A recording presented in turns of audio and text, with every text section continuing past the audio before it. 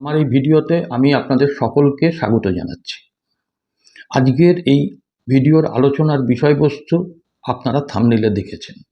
হ্যাঁ, আমি আমার আজকের এই ভিডিওতে মূলত যেটা আলোচনা করব যে আমাদের দেশের ছাত্র যুবদের কাছে রাহুল গান্ধীর গ্রহণযোগ্যতা প্রতিদিন কতটা পরিমাণে বাড়ছে, রাহুল গান্ধী কতটা কেন্দ্রীয় সরকারের উপর চাপ তৈরি করতে পেরেছেন বা পারছেন, এবং অবশ্যই কতটা চিন্তার ভাঁজ ফেলেছেন মোদি এবং অমিত শাহের কপালে।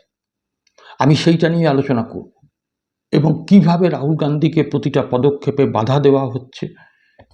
এবং আপনারা শুনলে অবাক হয়ে যাবেন যে আগামী 22 তারিখের একটি পূর্ব ঘোষিত কর্মসূচি রাহুল গান্ধীর, সেই কর্মসূচিটাকে বানচাল করবার জন্য মহারাষ্ট্র সরকার কি প্ল্যান করেছে সেটা আজকে আমি আপনাদের সামনে এই ভিডিওতে ব্যাখ্যা করব। আপনাদের কাছে অনুরোধ করব আপনারা ভিডিওটা একটু দয়া করে শেষ অবধি শুনে আপনাদের মতামত কমেন্ট বক্সে জানাবেন। ভিডিওটা ভালো লাগলে একটু আরও বেশি মানুষকে দেখার জন্য শেয়ার করে দেবেন, লাইক করবেন, এবং যারা এখনো পর্যন্ত আমার এই চ্যানেলটাকে সাবস্ক্রাইব করতে পারেননি অথবা যারা আজকে প্রথম আমার ভিডিও দেখছেন তাদের কাছে অনুরোধ করব একটু চ্যানেলটাকে সাবস্ক্রাইব করে পাশের বেল আইকনটাকে প্রেস করে দেবেন যাতে আপনি আমার ভিডিওর নোটিফিকেশান সর্বাগ্রে পান।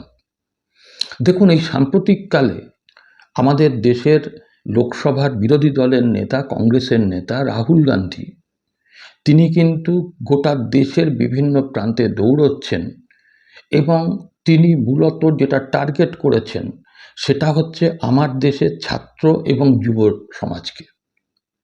ছাত্র যুব সমাজ যখনই কোনো প্রতিবাদী আন্দোলন করছে, সেই প্রতিবাদী আন্দোলনে সমর্থন তো জানাচ্ছেনই এবং প্রয়োজন বোধে তাদেরকে নিজের বাড়িতে ডেকে এনে আলোচনা করছেন।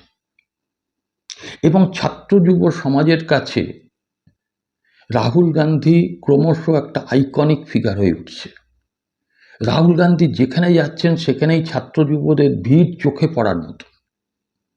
আপনাদেরকে আমি বলি যে এই রাহুল গান্ধী সর্বপ্রথম এই ছাত্র যুবদের মধ্যে সভা, তাদের সঙ্গে ইন্টারাকশান, তাদের জ্বালা যন্ত্রণার কথা শোনা, আমাদের দেশের বেরোজগারি, আমাদের দেশের অশিক্ষা, আমাদের দেশের দারিদ্রতা, এইগুলো নিয়ে মন খুলে তাদের সঙ্গে কথাবার্তা বলা, আমাদের দেশের শিক্ষার ব্যবস্থার উন্নতির জন্য তাদের পরামর্শ নেওয়া, তাদের সঙ্গে কথা বলা, তাদের অভাব অভিযোগ শোনা, এইগুলো রাহুল গান্ধী শুরু করেছেন প্রথম রাজস্থানের কোটা থেকে।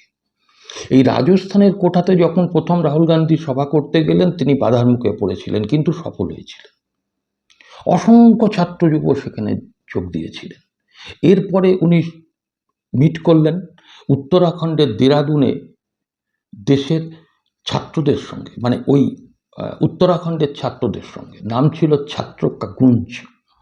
এবং সেইখানে গিয়ে মানে যখন উনি দেরাদুনে যাবেন তার জন্য ওই রাহুল গান্ধীর ছাত্রদের সঙ্গে মিট করাটাকে ভণ্ডুল পাকাবার জন্য, যাতে সেখানে ছাত্রছাত্রীরা হাজির না হতে পারে, তার জন্য এই তরুণ সমাজের মনোরঞ্জনের জন্য একটা সময়োপযোগী জলসার আয়োজন করলো কিছুটা দূরেই, যাতে ছাত্রছাত্রীরা সেই জলসায় চলে যায়, রাহুল গান্ধীর সভায় না আসতে পারে। ভাবুন কতটা নিচে নামতে পারে এরা।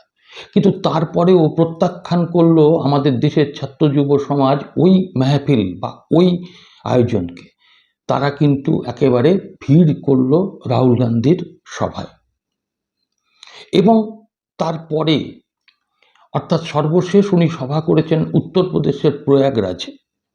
প্রথমত পারমিশন দিচ্ছিল না, একেবারে শেষের দিকে এসে পারমিশন দেয়। এবং সবথেকে বড় কথা, উত্তরাখণ্ডে যখন উনি সভা করতে আসলেন, ওনার সভায় যাতে ছাত্রছাত্রীরা না আসতে পারে ভাবতে পারবেন না, নর্দমার জল ঢেলে দেওয়া হলো গোটা রাস্তায়। তারপরেও কিন্তু এই নর্দমার জল টপকে দীর্ঘ পথ অতিক্রম করে প্রয়াগরাজে 1 লক্ষের বেশি ছাত্র যুব সমবেত হলেন। রাহুল গান্ধী তাদের সঙ্গে কথা বললেন, তাদের মনের কথা শুনলেন এবং সর্বদা পাশে থাকার আশ্বাস দিলেন। আমরা দেখেছি দিল্লির যন্তর মন্তরে সিজেপির ডাকা যে অবস্থান আন্দোলন, যার ফলে ধর্মেন্দ্র প্রধানকে পদত্যাগ করতে হলো, সেখানে যখন লাঠি চার্জ হলো, পেলেট গান চার্জ হলো, সেখানে যখন একেবারে ছাত্রছাত্রীরা আহত হলো, তিনি কিন্তু সেই আহত ছাত্রদের বাড়িতে ডেকে তাদের সঙ্গে আলোচনা করেছেন, হাসপাতালে গিয়েছেন, চিকিৎসার ব্যবস্থা করেছেন। এই যখন বিহারে AK-47 নিয়ে ছাত্রদের তাক করে গুলি ছোড়া হয়েছিল, তখন রাহুল গান্ধী কিন্তু সবথেকে বড় প্রতিবাদী মুখ ছিলেন, ছাত্র যুবদের পক্ষে দাঁড়িয়েছিলেন। শুধু তাই নয়, এই ঝাড়খণ্ডে 24 দিন ধরে যে অবস্থান চলছিল, ওখানেও পুলিশ আক্রমণ করেছিল। ঝাড়খণ্ড সরকার যাতে এই পরীক্ষা দুর্নীতি হয়েছে সেটা মেনে নিয়ে যাতে পরীক্ষা বাতিল করে, এবং ঝাড়খণ্ডে যাতে যারা পুলিশ যারা ওখানে আক্রমণ করেছে তাদের বিরুদ্ধে ব্যবস্থা নেয়, তার জন্য রাহুল গান্ধী সোচ্চার হয়ে হেমন্ত সোরেনকে চিঠি লেখাতে সেই সমস্যা মিটেছে। এখন রাহুল গান্ধী এরপরে আগামী 22 তারিখে মহারাষ্ট্রের পুনে, সেই পুনেতে থানে বলে একটা জায়গা আছে জানেন, সেখানে মহারাষ্ট্রের ছাত্রদের সঙ্গে তাদের অভাব অভিযোগ শুনতে সেখানে তিনি যাচ্ছেন। আর পুনেতে যখন রাহুল গান্ধী যাবেন বলে ঠিক করেছেন এই 22 তারিখ, মানে আজকে 20 আর দুদিনের মাথায়, শুনলে অবাক হয়ে যাবেন, সেখানকার ডেপুটি কমিশনার অফ পুলিশ তিনি একটা নোটিশ দিয়েছেন। নোটিশ দিয়ে গোটা পুনে শহরটায় কারফিউ জারি করে দিয়েছেন, যেখানে 5 জনের বেশি একসঙ্গে থাকা যাবে না, যেখানে কোনো সামাজিক অনুষ্ঠানে সমবেত হওয়া যাবে না, যেখানে নাচ গানের অনুষ্ঠানেও থাকা যাবে না, অর্থাৎ পুরোপুরি একেবারে মানে একরকম জরুরি অবস্থা বলতে পারে। কবে থেকে না 16ই আগস্ট থেকে 14 দিনের জন্য, অর্থাৎ গোটা আগস্ট মাস জুড়ে। এখন রাহুল গান্ধীর সভায় 22 তারিখে এই সভাটাকে আটকাতে হবে বলেই এই প্রয়াস। এবং শোনা যাচ্ছে যে মহারাষ্ট্রের যিনি পুলিশ কমিশনার, তার উপরে দিল্লির স্বরাষ্ট্র দপ্তর থেকে নাকি চাপ এসেছে যে এইটাকে যেভাবেই হোক এই কারফিউটাকে কড়াকড়ি করে রাহুল গান্ধীর সভাটাকে ওই দিন আটকাতে হবে, যাতে ছাত্রছাত্রীরা তার সঙ্গে যোগাযোগ করতে না পারে, রাহুল গান্ধীর সভাটা যাতে বাতিল হয়ে যায়। এখন এখানে একটা অদ্ভুত, এই নোটিশ দিয়ে কারণ হিসাবে অদ্ভুত কথা বলা হয়েছে।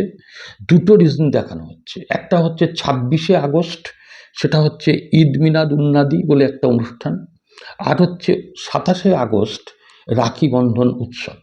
এখন এই দুটোকে কেন্দ্র করে সেখানে নিরাপত্তার জন্য নাকি কারফিউ জারি করা হয়েছে, ভাবতে পারেন। কিন্তু ওখানকার যারা ছাত্র যুব তারা দাবি করেছে, রাহুল গান্ধী আপনি আসুন, প্রয়াগরাজে আপনার যে 1 লক্ষ ছাত্রছাত্রীদের সমাবেশ হয়েছিল, এই পুনেতে, এই থানেতে এই কারফিউ জারি করা অবস্থাতেও আমরা বিভিন্ন স্কুল কলেজ ইউনিভার্সিটি থেকে 1 লক্ষের বেশি আমরা ছাত্রছাত্রীরা আমরা সমবেত হব, আপনার সঙ্গে কথা বলবো, এবং আমরা ওই চিড়ে শুকনো কথায় আর চিড়ে ভিজবে না। আমরা কোনো রকমভাবে দেশের সরকারের এই ভ্রান্ত শিক্ষানীতি, ভ্রান্ত যে শিল্পনীতি, এই বেকারিত্ব, এর বিরুদ্ধে আমরা সোচ্চার হতে চাই, আপনি আসুন। ভাবুন, আজকে এই জিনিসটা কিন্তু একটা জিনিস বুঝিয়ে দিচ্ছে যে এই যে রাহুল গান্ধীর যে জনপ্রিয়তা বাড়ছে, সেই কারণেই কিন্তু চিন্তাগ্রস্ত হয়ে সেই থানে থেকে দেরাদুন হয়ে প্রয়াগরাজ হয়ে একেবারে মহারাষ্ট্রে আগামী 22 তারিখেও রাহুল গান্ধীর প্রোগ্রামটাকে ভেস্তে দেওয়ার চেষ্টা করছেন। আসলে এই সবথেকে বড় কথা যে এই মুহূর্তে দাঁড়িয়ে আপনি মধ্যপ্রদেশের উজ্জয়িনী বলুন অথবা উত্তরপ্রদেশের আজমগড় বলুন, সেখানেও কিন্তু জেন আলফাদের আন্দোলন চলছে। উজ্জয়িনীতে তাদের স্কুলটাকে সরানো যাবে না এই দাবিতে ছাত্রছাত্রীরা রাস্তায় নেমে আন্দোলন করছে, আর ওদিকে উত্তরপ্রদেশের আজমগড়ে সেখানেও ছাত্রছাত্রীরা রাস্তায় নেমেছে যে আমাদের স্কুলের উন্নতি চাই, শিক্ষার উন্নতি চাই। আর রাহুল গান্ধী যে আগামী 2 দিনের মাথায় এই মহারাষ্ট্রে যে সভা করতে যাচ্ছেন, সেখানে উনি ছাত্রী কাকুঞ্জ নাম দিয়েছেন, অর্থাৎ ছাত্রীদের সঙ্গে উনি মূলত আলোচনা করবেন এবং তাদের অভিভাবকরাও আসবেন। কিন্তু এই পরিবর্তিত পরিস্থিতিতে গোটা ছাত্র সমাজ আজকে একত্রিত হয়ে রাজীব গান্ধীকে স্বাগত জানাতে চাইছে। আসলে 29-এর নির্বাচন যত এগিয়ে আসছে, মোদি এবং অমিত শাহ বুঝতে পারছেন তাদের গদি টলমল, তাই রাহুল গান্ধীকে আজকে এইভাবে বাধাগুলো দিচ্ছেন। আর রাহুল গান্ধীকে যত বাধা দিচ্ছেন, রাহুল গান্ধী কিন্তু তত তাড়াতাড়ি সফলতার দিকে এগোচ্ছেন। শুধু ছাত্রছাত্রী মানে ছাত্র যুব সমাজ নয়, গোটা দেশের মানুষ, কৃষক, শ্রমিক ঐক্যবদ্ধ হচ্ছেন আরও বেশি বেশি করে এই সরকারের বিরুদ্ধে। এইভাবে কিন্তু আন্দোলনকে রোখা যায় না। আগামী দিনে এই বিজেপি সরকারের গ্রাফ আরও নামবে এবং রাহুল গান্ধী আমাদের দেশের ছাত্র যুব সমাজের কাছে আলোকবর্তিকা হয়ে দেখা দিচ্ছেন। কোনোভাবেই তাকে রোধ করা যাবে না, কারণ দেশের ছাত্র যুবরাই দেশের পরিবর্তন আনে। দেশে দেশে তাই হয়েছে। এবং এখানেও এই 22 তারিখে আপনারা দেখবেন, আমরাও জানাবো যে সমস্ত বাধাকে অতিক্রম করে রাহুল গান্ধী সেখানে লক্ষাধিক ছাত্রছাত্রীর উপস্থিতিতে সভা করবেন, যেটা কিনা কোনো কারফিউকে মানবে না বলেই আমার বিশ্বাস। আপনারা একমত হলে জানাবেন আপনাদের মতামত কমেন্ট বক্সে, এবং আমার চ্যানেলটাকে একটু সাবস্ক্রাইব করবেন, আর এই ভিডিওটাকে একটু বেশি বেশি করে শেয়ার করে আপনারা আরও বেশি মানুষের কাছে পৌঁছে দেবেন। এইটুকু বলেই আজকের ভিডিও শেষ করলাম। আবার আগামী দিনের ভিডিওর জন্য অপেক্ষায় রইলাম।